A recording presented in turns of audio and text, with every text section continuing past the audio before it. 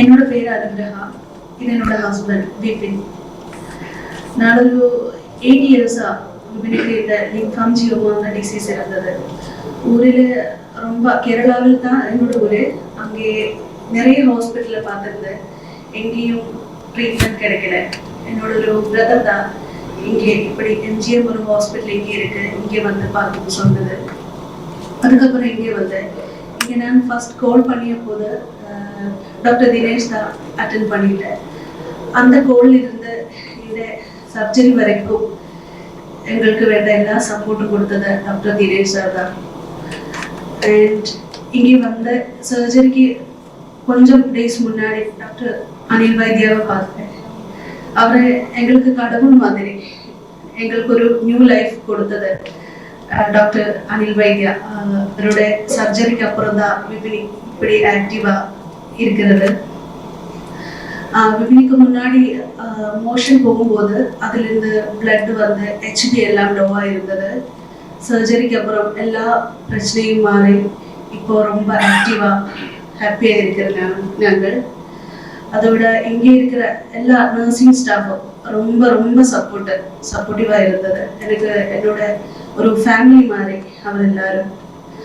அப்போ இங்கே எல்லாம் எங்களுக்கு ரொம்ப நல்லதா இருந்தது. எல்லாருக்கும் ரொம்ப thanks. Special doctor Anil Vaidya, very very very thanks. எங்களுக்கு ஒரு புதிய லைஃப் கொடுத்தது. Thank you so much sir.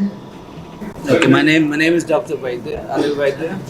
I'm the chair and director of the multivisceral program here at the MGM.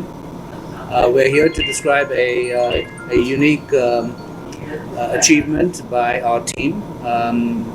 The achievement was conducting what's called as a modified multivisceral transplant for a very rare condition called primary lymphangioma of the intestine. This is rare because the incidence is only about 0.3 per million, and it is rare because it also presents in 2 stages in life. It could present when the patient is a pediatric patient, or it could be in an adult life. In the adult life, the presentation is mostly because of diarrhea and malabsorption and not putting on weight, and the final straw is when the intestine starts bleeding, and this bleeding is usually life-threatening, and there is not one specific area where there's bleeding that you could go and embolize, or you can go and cauterize. It's a generalized diffuse ooze from the intestinal tract. So when this patient presented at the time when bleeding was ongoing, we had an action plan for him. The first thing was to be able to control the bleeding. And the only way to control the bleeding was to take out as much intestine as possible, so that all the lymphangiomas attached to the intestine that were bleeding, all of them were taken out in the first procedure. That meant he lost his intestine and his ability to eat and get any nutrition from eating. So he had to stop eating, and we placed what's called as artificial nutrition, or TPN, total parenteral nutrition, that was then administered firstly in the hospital but then at home. The TPN allowed him to maintain his nutrition, maintain his strength, has also reflected on, because we don't take the liver goes to another recipient, we take only the stomach, pancreas and the intestine. So it is a difficult, or rather challenging operation to try and put these things in, because we're essentially taking out the blood supply, half of the blood supply to the liver when we take all the intestine and the stomach out, and then we're replacing it and reconstituting that blood supply again to the liver. So technically quite challenging.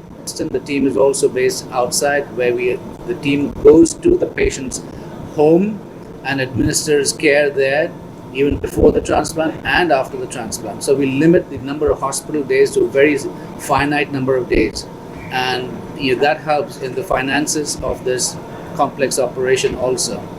The second thing was the use of we use a very special antiseptic solution.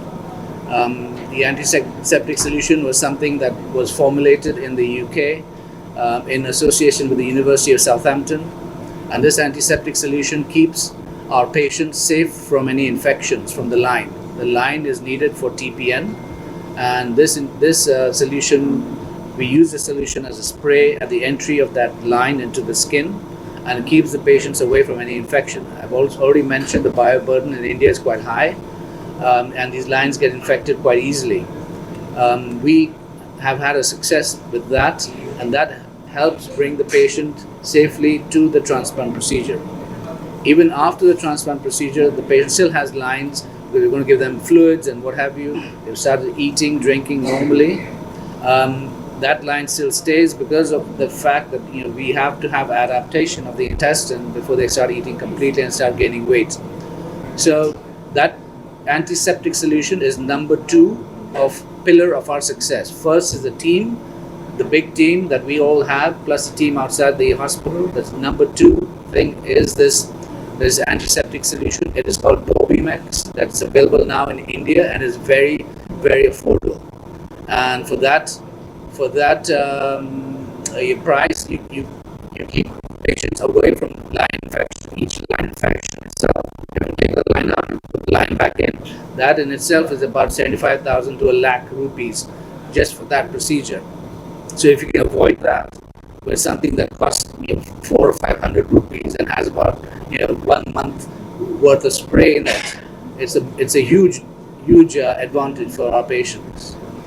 And the third thing that we think is important to mention here are the team that our team uses a specific immunosuppressant that again is brought into India through a compassionate ground program. It is free for him or for any of our patients, and it is a very good immunosuppressant that decreases the amount of rejection in the organs.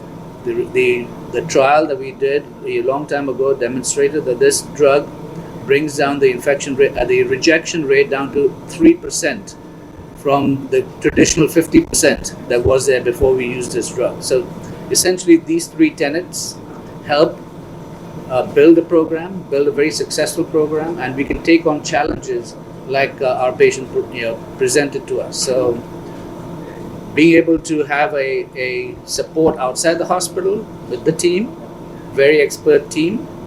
Second, use of a very unique antiseptic solution to keep patients away from infection. And third is to use a very unique immunosuppressant agent that keeps the patient safe away from rejection. You can say you have normal life after post-op. And he will continue to have an extremely normal life, eat, drink whatever he wants, do any work that he needs to do. There is no restriction on him for the rest of his life. He has to take small amount of immunosuppression pills, and we will monitor him, usually monitor once a month, and make sure that the drug level is perfect.